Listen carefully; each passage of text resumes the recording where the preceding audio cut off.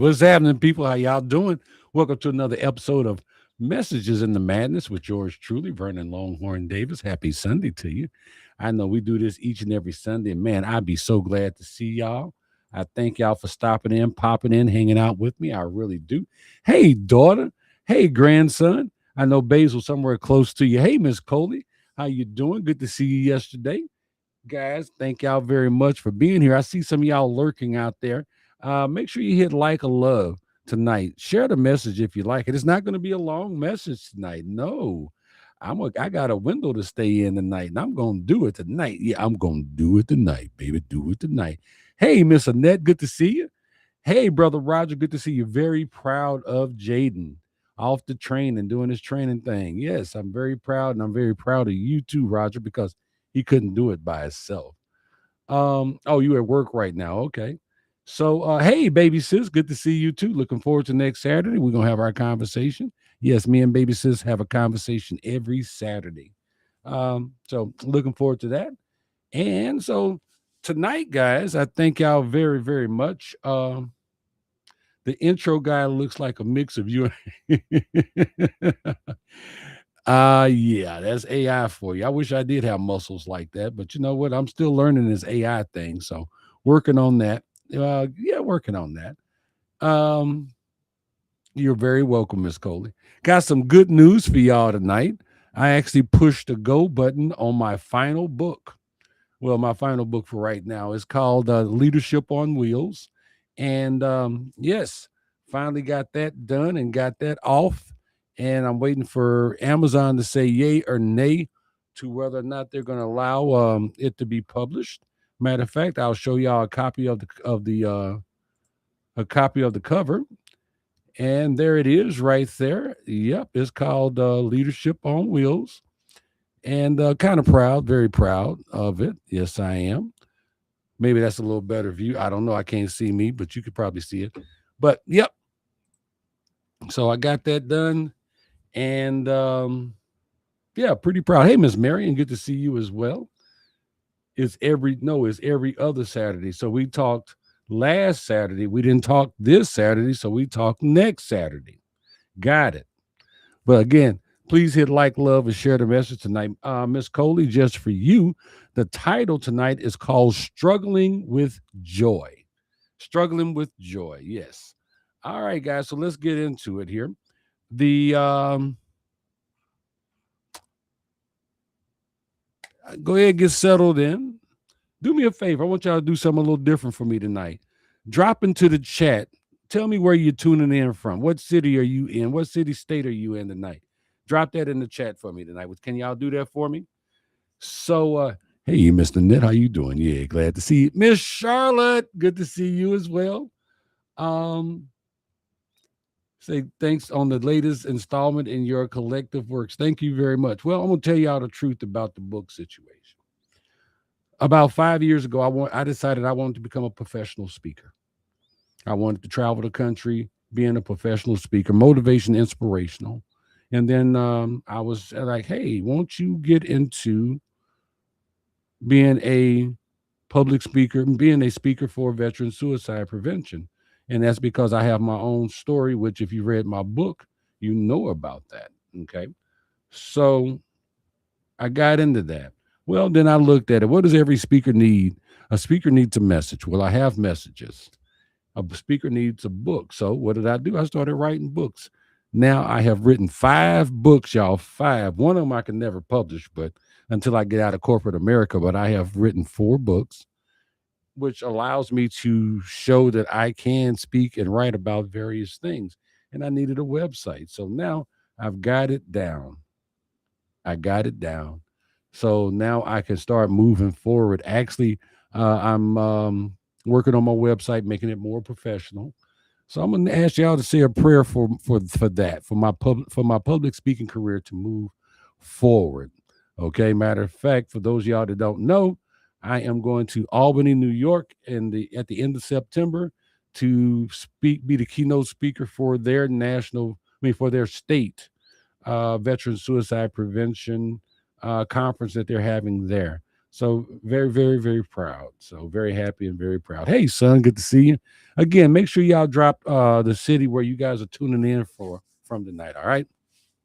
So before we dive into the meat of things, uh, I want to start with a story about a friend of mine. Years ago, I knew a preacher. His name was Reverend Kirkendall. Great guy. Loved Reverend Kirkendall. Deeply grounded, loved people, loved God, and like most of us, whenever you'd run into him, like in the hallway of the church, or see him out and around town, um, you'd ask him, the standard polite question we all ask, 50 times a day. Hey, man, how you doing? Now, most people in his position would give you the standard scripted answer, oh, I'm blessed and highly favored, or can't complain, doing great. But this man wouldn't do that. He'd pause, look you right in the eye, and he would say, I am struggling with joy. And I used to love to hear him say that. I stole it for a while. I would say it myself, struggling with joy. Think about how heavy, but not completely, but no, it is honest. Let's think about how heavy and how completely honest that is. Hey, Jill from Quincy. He wasn't saying his life was falling apart. He was saying, he wasn't saying he was giving up or that he hated his job or that he didn't have faith. He was admitting something that a lot of us are terrified to say out loud. We are terrified to say it out loud. And that is peace is available. Peace is available, but keeping hold of it in a noisy, chaotic world takes real work. It takes work to hold on to your peace. How many times have you woken up feeling great, feeling good, feeling ready for the day, and then by about 10 o'clock, somebody smacks your coffee out your hand or says something completely stupid and knocks you off your game?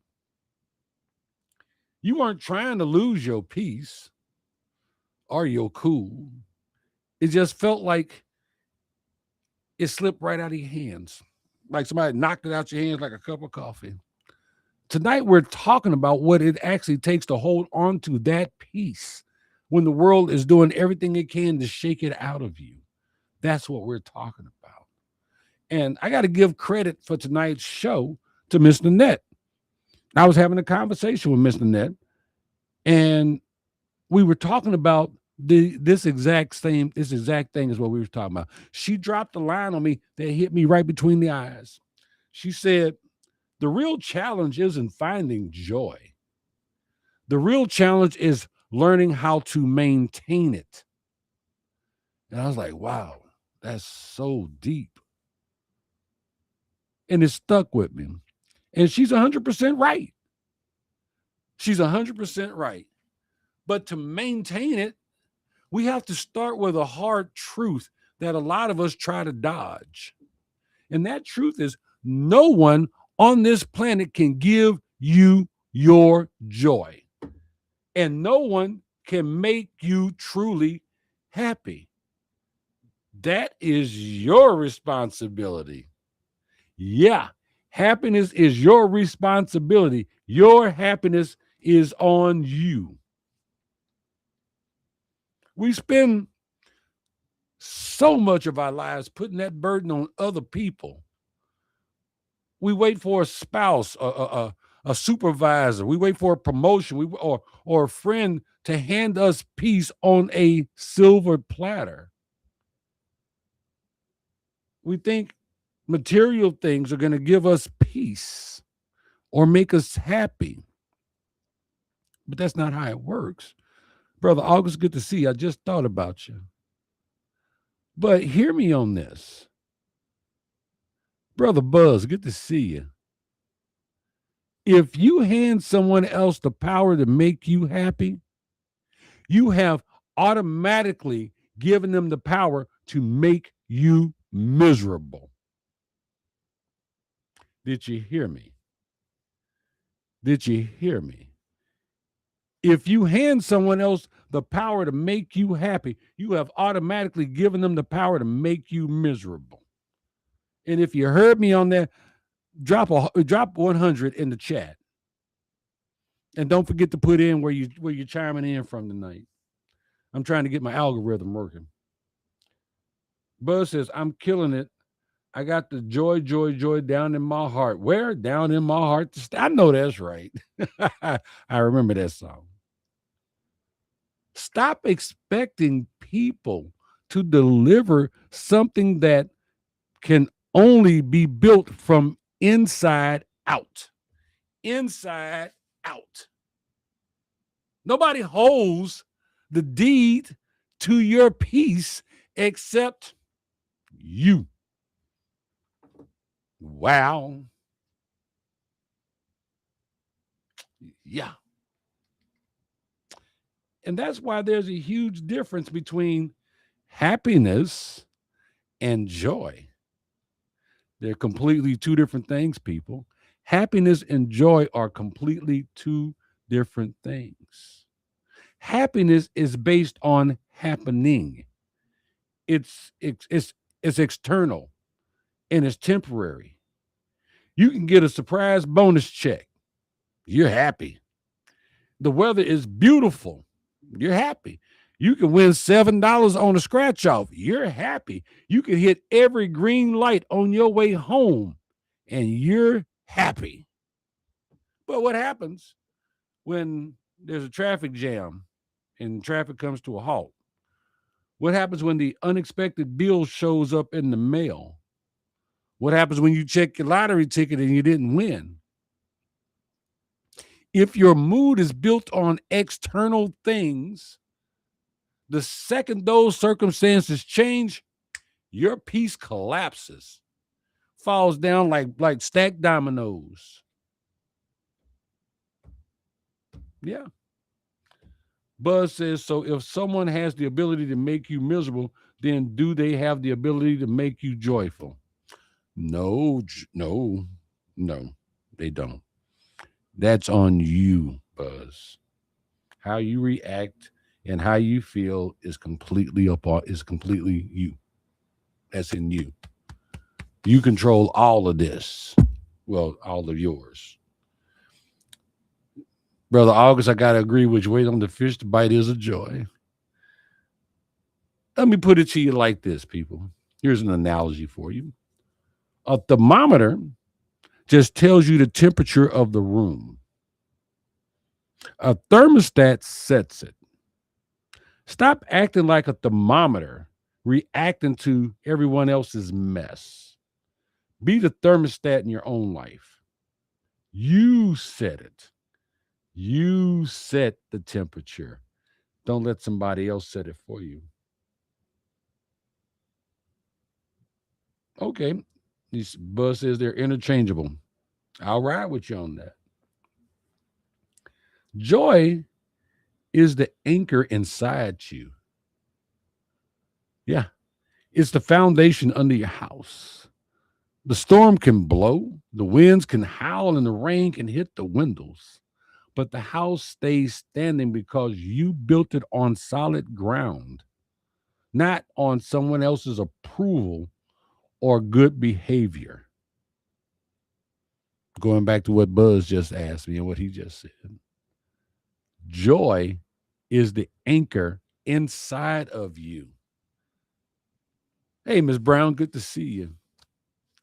That's so important to remember. It's your foundation, your foundation. Your joy is your foundation. Most of us treat joy like a surprise guest that shows up whenever it feels like it. Mr. Net point is that joy requires maintenance. It's not a passive emotion. It's an active daily discipline that nobody can do for you. Can nobody do it for you? Remember that. So I'm gonna talk about micro thieves, little thieves in our lives. These micro thieves that like to steal joy. Here's the secret about losing your peace. Nobody wakes up in the morning and says, you know what? At 2 o'clock today, I think I'm going to hand over my good mood to a complete stranger. And we do it all the time. Yeah, we do it all the time.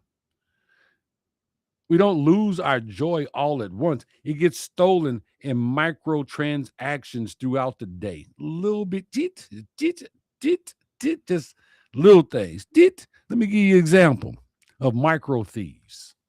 Somebody cuts you off on the highway. It took 5 seconds out of your life. Nobody got hurt, but you spent the next 20 minutes gripping the steering wheel, rehearsing what you wish you could have said to them, letting your adrenaline surge, and ruining the entire drive to wherever the hell you were going. You basically held out your keys and says, "Here, stranger, you drive my mood today." Out of 5 freaking seconds, you gave them that much power, and they don't even know it, and they don't even care. They're gone. They ain't thought about you. They rocking out to the latest Bruno Mars song while they driving down the highway. They don't even know they didn't cut you off. Nor do they care. But you spend 20 minutes reliving it. Somebody makes a slick comment or sends a short email. Instead of addressing it or letting it roll off, you spend 3 hours in your head arguing with a person who isn't even in the room with you. Don't act like I'm the only one. Letting someone who doesn't have to live with the consequences of your choices tell you how you are to run your life, live your life, run your home, your career, spend your money. Yeah. And taking their criticism to heart. That's that unsolicited opinion that will steal your joy if you let it. You just giving it away. When you break it down like that, it sounds stupid, don't it? It sounds absurd, doesn't it? It really does. But if you had $86,400 in your bank account right now, and someone stole $10 from you, would you throw away the whole other remaining $86,390 just to get revenge on the person who took the $10 from you? 86,390. Would you throw it away? I know that sounds crazy, but of course not. Of course you wouldn't. Because, see, let me break down why that number is important.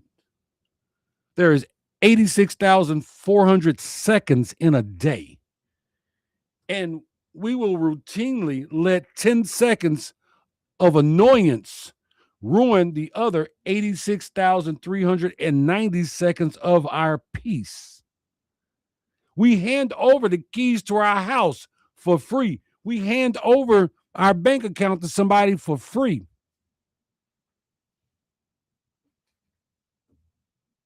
Yeah. Buzz says, and you just made my point. Those closest to us definitely have the ability to determine our joy or our misery. Yes, they can. They can't determine it, but they can shift it. You get to decide how you're gonna react to the situation. That's the truth, Buzz. Yeah, I'm gonna stand on that. So I want you to pause right here and I'm gonna bring everybody into the conversation. If you're really paying attention to me, if you're really listening to me tonight, right now, and you are realization heavy that you've been letting negative people, petty comments, minor inconveniences live rent free in your head, I want you to drop one word into the chat for me tonight. Just type evicted in capital letters. Evicted, EVICTED, right in the chat. Put it in there right now. Yeah, it's about a 3-second delay, but I'll wait. And there's a reason why I want you to put that there. Come on, give me some evicteds. But here's the reason why.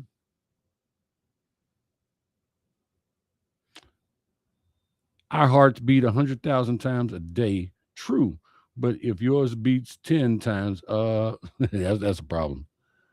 Okay, here we go with the evicted. All right, look at the chat right now. Notice how almost every single thing that tries to steal our peace comes down to one common denominator: trying to control things that are completely outside of our control. We are evicting the rent-free negativity from our minds, from our hearts, from our lives. That's what we're doing with that evicted. We are evicting the negativity, the negative thoughts, the little micro thieves that like to steal our joy. We are evicted. That's what we're evicting. And that's what we just evicted. My baby sis says, that reminds me of a call I had with a member called at work Friday. I asked him to verify his name, date of birth, and full address. The caller said in a huff, why I got to repeat all of that when I already put it in? I simply said, sorry to take 30 seconds of your time to follow the HIPAA law, but I must verify to assist you correctly. He wasn't about to steal my joy with this displaced anger. It ain't that serious. As you said, you control the thermostat. There you go, baby sis. That's what I'm talking about. High five. That's what I'm talking about. Give me a fist bump. Yeah. Yeah. But we are evicting the rent-free negativity. And I think it's awesome. So how do we fix it? How do we actually maintain joy when the madness hits? Because there is messages in the madness. I'm going to give you 3 practical guardrails you can put up starting tonight. Protect your morning buffer zone. If the first thing you do when you wake up is grab your phone, open social media, look at news headlines, or check your work emails, you have immediately given the outside world permission to set your temperature before you even put your feet on the floor. And that's real.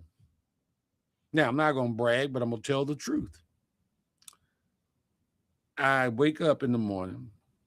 I have my 3, I've talked about my 3-step process. I thank God. I say my prayer of Jabez. I put on my robe. I walk outside to the garage and I spend 5 minutes there just saying my prayers, meditating, and getting myself into the world. Getting myself into me, into my day, and projecting positivity. I don't pick up my phone. I don't turn on the TV. I don't look at my emails. I don't even look at the mail from the day before, because I'm deciding how I'm going to protect, how I'm going to buffer myself from the world before I get into it. Maybe you should try it. Give yourself a buffer zone, 10, 15 minutes in the morning where the world is not allowed in. Protect your morning peace so you have something in your tank when the afternoon noise starts. I'm with you, Miss Marion. I thank him because I know that I have lived more days than I have to live. And I'm grateful for every one of them I get to wake up and see. And there's a few people that's watching the show that's a little older than I am, that's seen a few more days than I have. So you know what I mean. But having that buffer, starting your day off with that peace and that joy, and not allowing anything outside to steal that, or anything inside your house to steal that. It really can make a difference in your day. Stop giving free rent. You have to start asking yourself a hard question when someone annoys you. Is this situation really worth my peace? Ask that question. Is this situation really worth my peace? If a petty comment or a minor setback isn't going to make you, going to matter to you 5 months from now, do not give it more than 5 minutes of your emotional energy today. Don't give it 2 minutes. Don't give it 1 minute.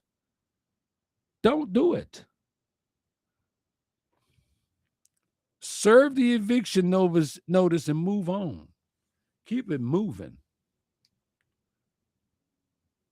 When somebody comes at you with negativity, chaos, attitude, remember that their bad mood is a reflection of their internal weather, not yours. You do not have to RSVP to every argument you're invited to. Sometimes the most powerful, joy preserving thing you can do is just smile, nod, and let them keep moving right past you. My granddaughter, Kayla, she likes to say this thing, and it just tickles me every time that I hear her say it. Something that happened to one of her siblings, and she'll look at him and she'll ask him, but did you die? But did you die? Oh, you didn't die? Then it ain't that serious. I remember when I was coaching football, I had a young man. I got mad. I was hopping mad. And I threw my cowboy hat, and the little boy walked up to me, looked me in my face, and said, Coach Vernon, I see you mad, but did it stop you from breathing? I'm like, no, it didn't stop me from breathing. Little boy gone. He's like, then it wasn't that serious. From the mouth of babes comes wisdom if we listen. So to wrap up tonight, doing pretty good. To wrap all this up tonight, I'm sorry. Yeah, Marion, she is a hot mess. Annette says, this is me totally. Good message. No one is worth dying for. You're absolutely right. So let's wrap this up. To wrap this up tonight, bring it back to where we started. Let's go back to where we started. If you find yourself going through a stretch where holding on to your peace feels hard, and it can, it will be tried. If you feel like that preacher friend of mine, and you have to admit, I'm struggling with joy right now, hear me on this. There's no shame in that. None. There's no shame in it. It doesn't mean you're weak. It doesn't mean you're failing. It doesn't mean you are human, and you recognize that your tank needs maintenance. I mean, that's what it means. Sorry. Yeah. It just means, see how important words are? You miss one freaking word and the whole sentence changes. It just means you are human. That's what it means. And you've recognized that your tank needs maintenance. We all need maintenance at some point or another. We all need maintenance. Joy isn't something that just magically happens to you while you sit back and watch. It's something you actively cultivate. You actively guard your peace. You actively choose your peace and your joy. Even when the world around you is acting a complete ass, you got to guard it. You got to cultivate it. You got to choose joy and peace. So before we sign off tonight, I'm going to give you a 24-hour challenge. Before you lay your head on your pillow tonight, I want you to pull out your phone, pick one person, a spouse, a friend, a coworker, and send them a simple text that says, hey, I just wanted to say thank you for bringing joy into my life. They may not be the joy, but they may have helped bring some joy into your life. They may have brought something into your life that allows you to appreciate it and allow it to be part of your joy. Basically, you're saying thank you for being a friend. Travel down a road. I'm not going to do it. Roger says, I wake up every day thinking it's the same routine. I need to wake up early and do what you do in the garage. Roger, you have the power to change your day. We all have the power to change our day. We have to actively make the decision to do that. And I pray that it works for you, Roger, because it works for me. Not allowing the negativity in. I'm not going to start my day with negativity. And I know I get on my people's nerves, but everybody that knows me know that if you talk to me in the morning, the first thing I'll say to you is welcome to today. That's right. Welcome to today. I don't care if you woke up before me or what. I say welcome to today. Because see, a lot of people like to say good morning. Well, you may want to look up good morning. Is not what you think it means. There's nothing good about morning. Yeah, M-O-U-R. Yeah, you know how to spell it, but you might want to look it up. So I say, welcome to today, and I tell you to and I say, hey, have a good day. Positivity. I'm sorry. So about that text, no long explanation, no content needed. Just spread a little of that maintenance around. Guard your own peace, and don't let anyone walk off with the keys to your house. So, baby sis says, I already did that. I sent you a song showing my gratitude for you. Oh, look. Oh, God. My baby sis had one of them songs made for me. And I'm glad that I was driving. I had to pull over to get gas, and that's when I waited to listen to it. And yes, I will admit it in front of all these people. I did the ugly cry. It brought tears to my eyes. It did. I was so touched. It was so awesome. And in front of witnesses, I tell you, I thank you and I love you for that, baby sis. Yes, you did. Yes, you did. Yes, you did. Why is folks texting me? Oh, my daughter sent me a text. Thank you for bringing joy into my life. Thank you, daughter. So Coley, that she's replying. Okay. Uh, yeah, Coley says morning. Marion says love the message. Baby sis say I still day good morning because I'm not morning. I'm manifesting a good morning. I've never seen grand rise. Yeah, I'm not doing the grand rising thing either, but I'll say, hey, welcome to the day. No, you have a great day. You have a good day. I don't want you to just have a good morning. Thank you, baby. Thank you, daughter. I kind of earned it. We've kind of been around each other for that many years. The only person that's been around me longer than you is baby sis. So, guys, I want to thank y'all for tuning in tonight. If this message hit home for you, hit the share button, pass it on, pass it around, pass it along to somebody who needs a little joy maintenance in their life right now. We all know somebody that could use a little joy, and maybe they don't know how to manifest it, how to guard it. Maybe they don't. So, as we always say, I love you.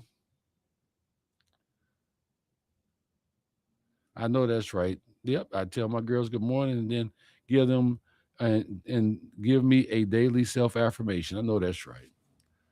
Um, I love you. God loves you. Take care of yourself. Love yourself. Respect yourself.